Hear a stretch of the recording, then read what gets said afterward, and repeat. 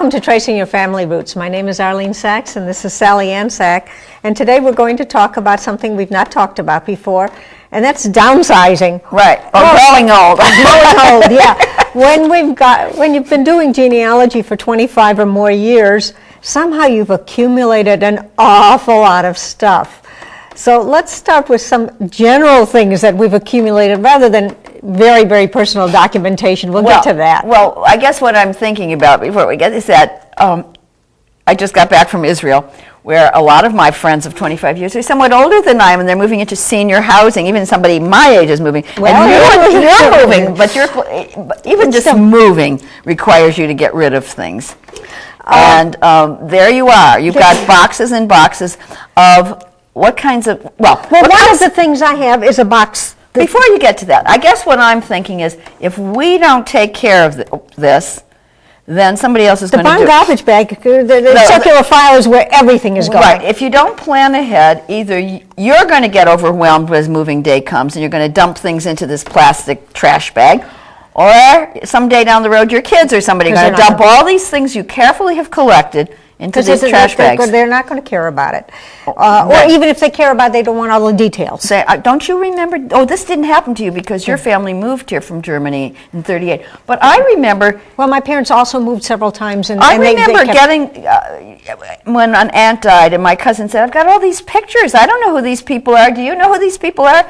And if they weren't identified, they were gone. You know? Well, we did that a little bit with my mother, but most of the stuff, by that time, she had identified for us. Okay, so one of the big things is the Avotenu. It's the most fantastic magazine, and you're, of course, the editor.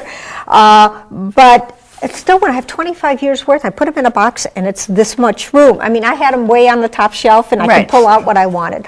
But what am I going to do with this big box? And of course, Avotenu at least has solved that problem in putting out a CD. Right. So I've finally full word search. I just this morning got a message from the head of the Central Archives in Israel saying, "Do you know what issue Esther Ramon wrote about the blah blah blah?" And I typed in the word, and there it was, and I answered her immediately. Oh, that I'm really looking forward to that. But I've always figured, well, I've got all of the issues. I can look up what I want. But that's only one little 3-foot box or 2-foot box. So there's an awful lot of other stuff that we need to get rid of. Well, those kinds of things you can always donate. I mean, there's always a library, a synagogue library. I can even tell you the cash value. You want to donate to some place that will allow you to take a tax deduction. I just recently had to compute the value of all those Avotenus, and I'm happy to give you that price. But I'm thinking more about the individual documentation. All my file cabinets of stuff.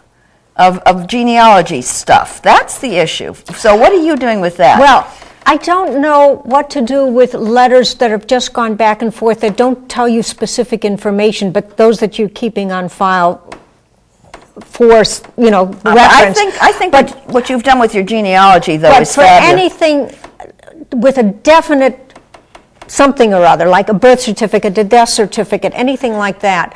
I've scanned all of those documents. Either scanning them or just taking a digital photo of them works just as well.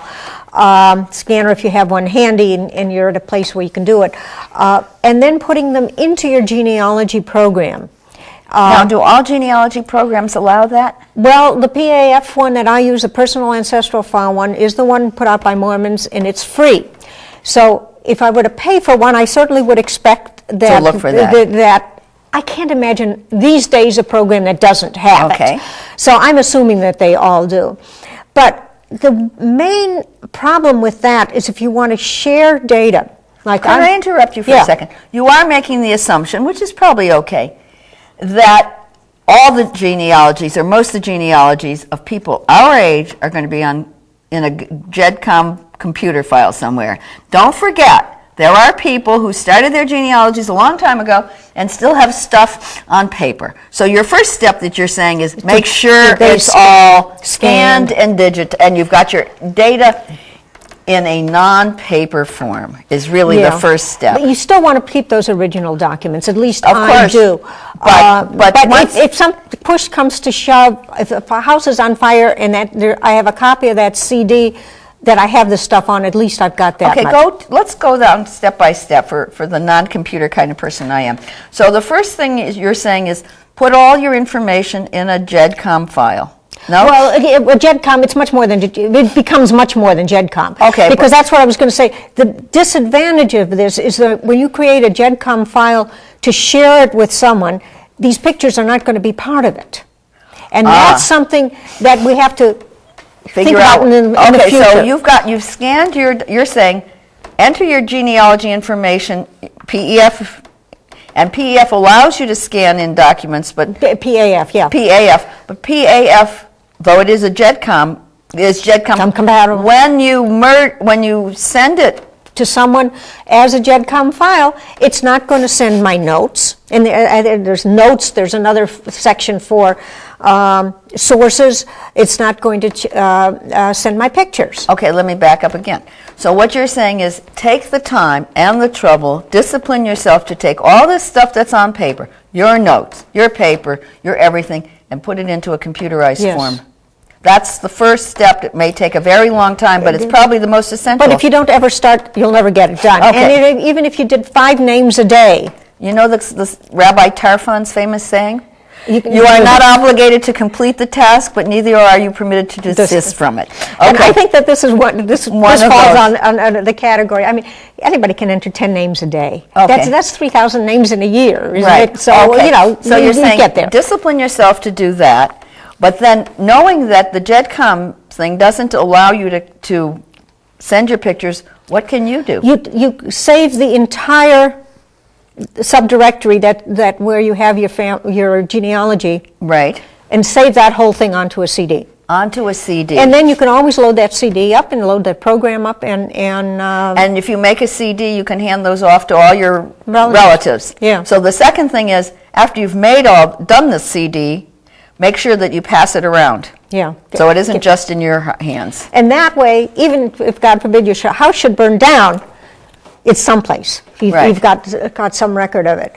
But now, as you said, there's 2 things that come to my mind. One is, we assume that some of our relative somewhere is going to care about this. But it may also be that you want to give that CD to some other organization. Yeah. And you'd have to think about that. We could get to that in a minute. Where else outside of your family might you? There's some things that your family isn't going to want. They may want the CD, but there are all these papers you're talking about. And that's what we have to really think about. What are we going to do with all the papers? What organizations might be interested in them? And are they really of any value to anybody at all? Like, is a letter that says, no, don't write here, write there? Well, Arlene, you of all people are a perfect example. You have these diaries that go from 1817 to 1870, written by your great-great-grandfather, most of them daily diaries, just talking about life. And now you find out that the University of Mainz, which is across the river from where he lived, is thrilled to have these documents because historians find them very valuable. Yeah. Now, I don't know that our letters necessarily are going to be in that category, but you also don't know that they're not. I think if somebody had a series of correspondence, even if it's one-sided, maybe they corresponded for 10 years with a brother or something, I think that would probably be worthwhile to some historical society of some kind. Because what comes to my mind is a woman I worked with once who was writing a biography, now of somebody rather, eminent. And she was frantic because she couldn't find where where these papers were. Some of her papers were in one place and some were in another. And what she said to me was, why don't they just put their papers in one repository, wherever that is, so that when Rabbi Malcolm Stern died, I know his widow was saying that people were saying, well, yes, his paper should go to the American Jewish Archives in Cincinnati, Ohio, but others were saying, no, his genealogy paper should stay here in New York. And I said, whatever you do, please keep them together, because somebody someday will do his biography. And I would think they should go to the Jewish Archives in Cincinnati because he was a rabbi, and that's where the first place people would look for any kind of rabbinical resource. There's a couple of issues here. Most of us are not going to be the subject of biographies, unless we write our own. But somebody like him, anybody who might be has to think about keeping their papers together And then where do these papers, well, or let's think about somebody who probably isn't eminent and has all these birth and death and marriage, all these documents. What are you going to do? I don't, that is a problem. I mean, you can do the local Jewish Historical Society, but the reason I think there are pros and cons for each of these. Okay, let's hear it. Because that's at least something that's local. So maybe, somebody knows that you lived here, but if somebody is looking for them 50 years from now, they don't know that you lived in Virginia, and they don't know to look at the Virginia local Jewish Historical Society, especially if you have papers that deal with Germany or Lithuania or Russia or something like that. So that's, I think, the main disadvantage of that. But now there's the American Jewish Historical Society. Right. And of course, we all know that American Jews came from someplace else, so I think that might be a reasonable place. I don't know whether places like YIVO or Leo Baeck Institute take them. I don't know. That's something. My first thought is they're located, but they do have warehouses in cheap places in New Jersey. We do know that, right? Because I was going to say New York City real estate is so expensive, it couldn't be held in the building downtown. But that's why they have warehouses. I know that they have, if you look at their index, back when I was doing the cemetery project, they sent me, all of the stuff that they had, it was, part of this person's contribution of papers and this person's contribution of papers. So if you have a whole boxes and boxes of stuff, all dealing with various Jewish aspects, I think that they would be interested in it. Well, what they do, this is interesting, because one of our genealogy friends is an archivist at the National Archives in Canada. And I've had numerous conversations with him where he's in charge of these collections of papers of fairly well-known Jews. He said he was going through this guy's papers and he found a pair of underpanties. And some socks. And he says you find but what I learned from him is that the archivists go out and they go through all the boxes. And then they decide, either they're going to take all of it, I don't know what they do with the old socks, but at least the stuff that is of value gets preserved. But they do go through all this, because I said to him, do I have to organize my papers? He said, not really. It helps if you do. But one of my father's uncles, some letters of his are at the American Jewish Historical Society in Waltham, Massachusetts, and he was an immigrant, but he was involved in the first or maybe only blood libel accusation ever recorded in the United States. Oh my goodness. So his letters made their way to the Historical Society. So we may have things that whose value we don't realize. Yeah. And I guess when I'm thinking, when you go to the trash can, maybe you don't want to throw out the letters. No, I don't think you do. But you have to really think hard about where I think that's one of the things maybe that your new organization ought to look at in advising people what to do with things. Well, we will collect family trees. We know that. What more of the supporting documentation is going to be an issue? Again, this documentation, if you can get it all onto the CDs, or if you find a letter that pertains to a particular person, there's no limit to how many pictures you can attach to a single person. Right. And you can. What I've also done is, like, if any person is mentioned on the document, that person, the way the program works, it doesn't take a lot of memory. You don't duplicate the picture. You have it one time, and then it provides links to the picture. So I can have a link from the child who's being born. I can have a link from the mother to the birth certificate of her child. I can have a link from the father or the grandparents or anything where there's a name on the document. That's also in my genealogy. You can have a link to it. So that's. I'm thinking the original papers. I'm listening to you, and I'm thinking we need to run some workshops for people. As I listen to you, I think you have the soul of a cataloger or a librarian, because this is the kind of thing that the only other person I know or else it's the German, who's done this so tremendously is my German friend in Tel Aviv. Or maybe because of the computer end of it. No, but she's cross-referenced her papers in a very orderly fashion. And it's really something to think about, because a lot gets lost. Yeah. And so what are some of the basic principles that we want to... We're thinking about places that people... Universities. Certainly universities, if you were a graduate. Or if you did any work. Again, I'm not sure how... how much they're interested in genealogy, especially Jewish genealogy. You'd have to contact the university. The question is, find out. are we going to peddle these as Jewish genealogy, or are we going to peddle them as our papers? That's a big question. Isn't it? I mean, if you were... I'm a nobody. Why should the University of Illinois, where I got my first degree, be interested in my genealogy papers? It just doesn't... to me, it's not a logical thing. If I was a famous person and I went to the University of Illinois, that might make a difference. That might. Because then he was a graduate from Harvard or wherever. Okay, so then what do we do for us nobodies? Where do the papers go? I don't know. Again, possibly your institute, again, there's a question of how much. The papers is a problem because you want to pay for shipping all those papers over to Israel?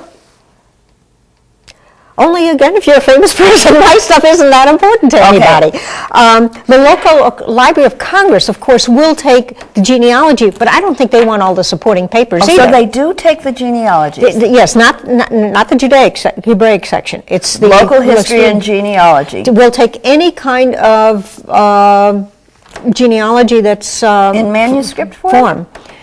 Yes. But you're not clear about whether they want the birth certificates? I'm quite sure they don't want all of that attached documentation. But if you have a CD, they probably will take that. I would imagine so. I bet you're right.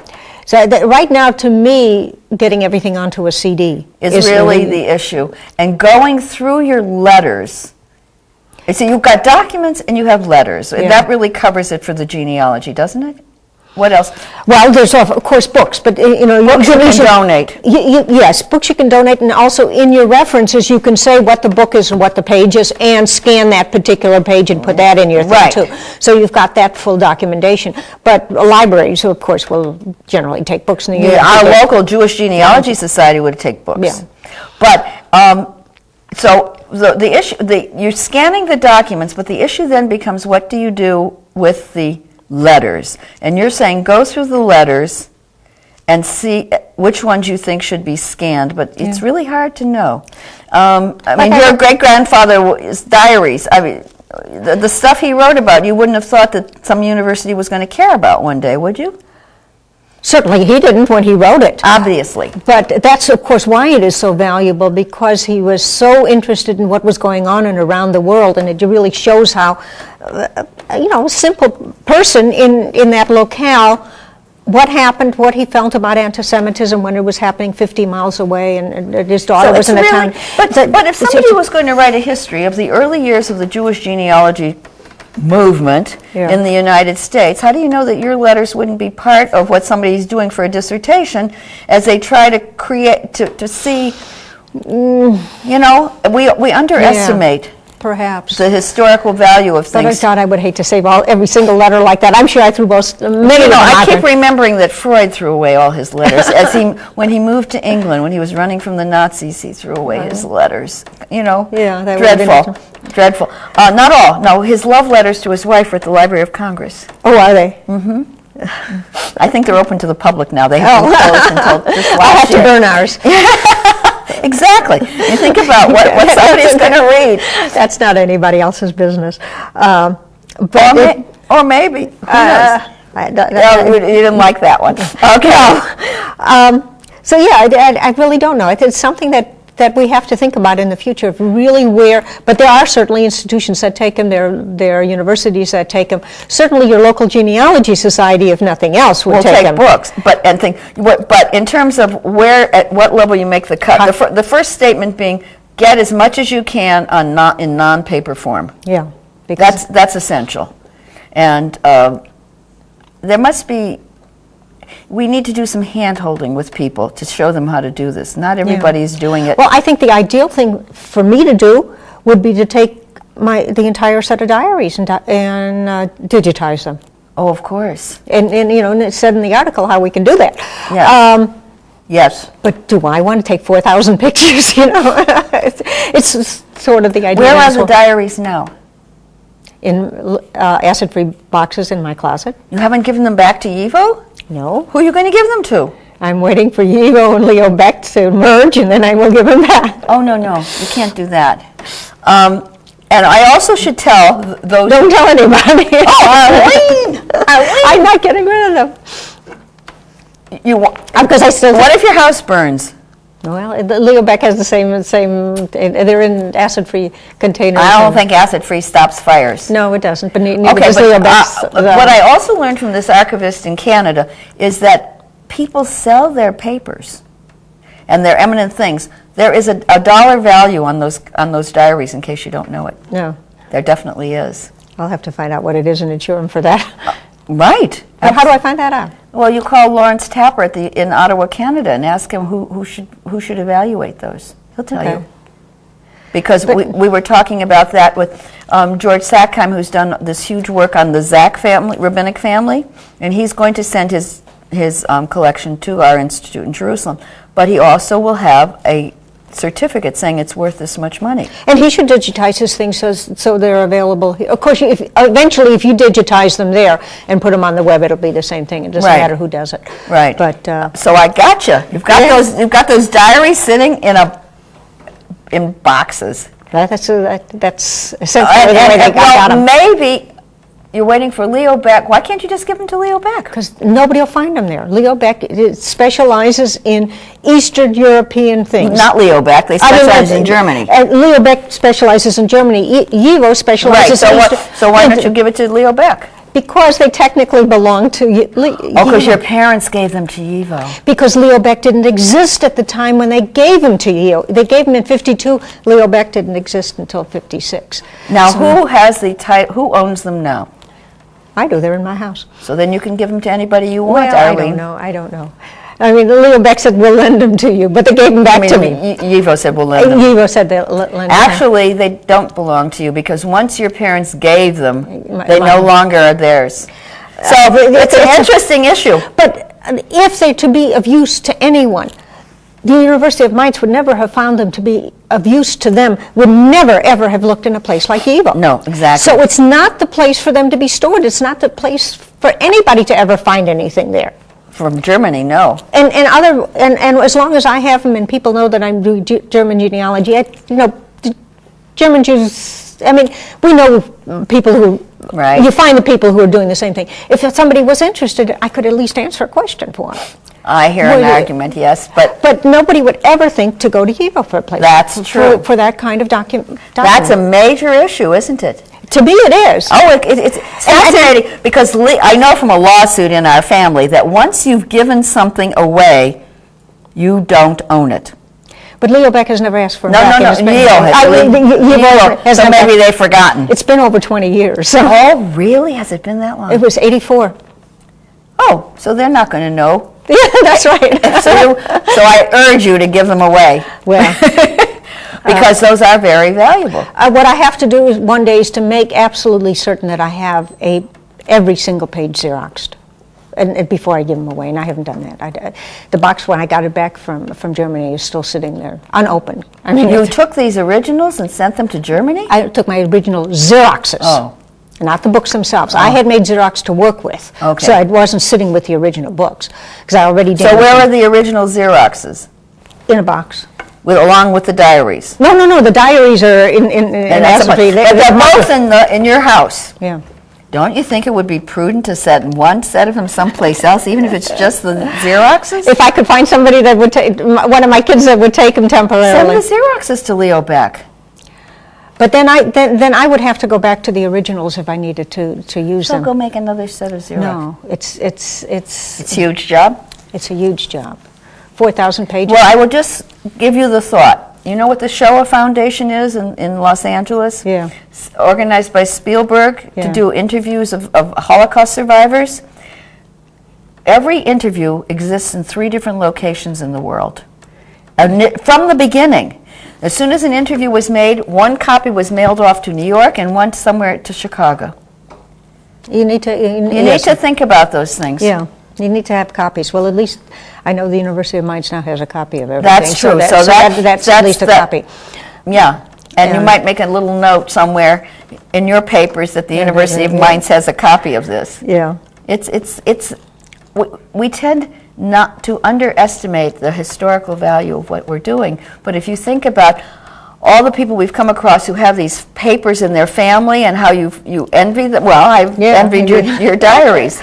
You know, they've been of tremendous value, and I understand that the University of mine wants much more than I wrote in the book, because I was interested in the family aspects, and they're interested in, you know, which general was where and which general was marching through the town when, because he comments on many local social events that are going on. I would also add something, which is maybe off the topic a bit. It's that for many years I've had the thought that everybody should write their own an autobiography when they hit age 70. I got a while. Okay, but you know, truly, my kids have given me umpteen books already for black books and writing. You know, write about yourself. You've written everything else. You write up when you try. Right, exactly. And I've tried to start a few times, and I've got these pages in the computer where I've tried to start. One of the goals after I move, maybe. After you move, maybe. Yes, it's really something to think about, and it's worth doing. As a psychologist, I would say it's worth doing from a psychological point of view for yourself. But it's also something to give to your children. It's quite a gift. One time I started sitting down and writing down what I remember of the family when I was very, very little. And, you know, that's one section. Then another section is called About Me, and I start something else. And it hasn't gotten very far, but one of these days, after I move, I'll try to get back to it. I know that the JCC in Rockville offers a workshop on that. It's oversubscribed the minute they open the registration. Yeah, because there is this thing about memory and the importance of memory, the family memory in human life. Yeah. Well, we've got to keep our things someplace and do something with them. That's about all the time we have. Right.